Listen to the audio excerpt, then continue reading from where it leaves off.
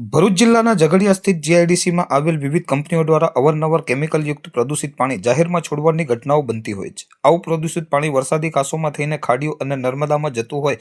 ખાડીઓ અને નર્મદાનું જળ તો પ્રદૂષિત થાય જ છે, સાથે સાથે આવા પાણીથી ખેતીની જમીનોને પણ નુકસાન થાય છે, તેમજ આ પાણી પાલતુ અને જંગલી પશુઓના પીવામાં આવતા તેમના મોત પણ થાય છે। ત્યારે ગતરોજ ઝઘડિયા જીઆઈડીસીમાં એક સાથે 8 ગાયોના રહસ્યમય સંજોગોમાં મોત થતા એક સાથે 8 ગાયોના મોતને લઈ પંથકમાં ચકચાર મચી જવા પામી હતી। આ સંદર્ભે પશુપાલક ગંગાદાસભાઈ ધરજીયા દ્વારા ઝઘડિયા જીઆઈડીસી પોલીસ મથકમાં જાણવાજોગ ફરિયાદ લખાવવામાં આવી હતી। તે મુજબ જીઆઈડીસીની બ્લેક રોઝ કંપનીની પાછળના ભાગે ખુલ્લી જગ્યામાં કંપનીમાંથી નીકળતું પાણી પી જવાથી કુલ 8 ગાયોના મોત થયા હતા। આ સંદર્ભે ઝઘડિયા જીઆઈડીસી પોલીસે ગુનો દાખલ કરી તપાસ હાથ ધરી હતી। વધુમાં મળતી વિગતો મુજબ આ ઘટના સંદર્ભે જીપીસીબીને જાણ કરાતા જીપીસીબી દ્વારા પાણીના નમૂના લેવાયા હતા। ઉલ્લેખનીય છે કે અગાઉ પણ જીઆઈડીસીમાં 14 જેટલી ગાયોના મોત થયા હતા। જીઆઈડીસીની કંપનીઓના સંચાલકોનું બનેલું જીઆઈડીસી એસોસિએશન કાર્યરત છે, ત્યારે જીઆઈડીસીમાં એક સાથે 8 ગાયોનું મોત થતા જીઆઈડીસી એસોસિએશન પણ યોગ્ય ભૂમિકા અપનાવવા આગળ આવવું જોઈએ, તેમજ આ બાબતે ગૌરક્ષકોએ પણ આમાં સંડોવાયેલ કંપનીના સંચાલકો સામે કડક પગલાં લેવાય તે માટે આગળ આવવું જોઈએ।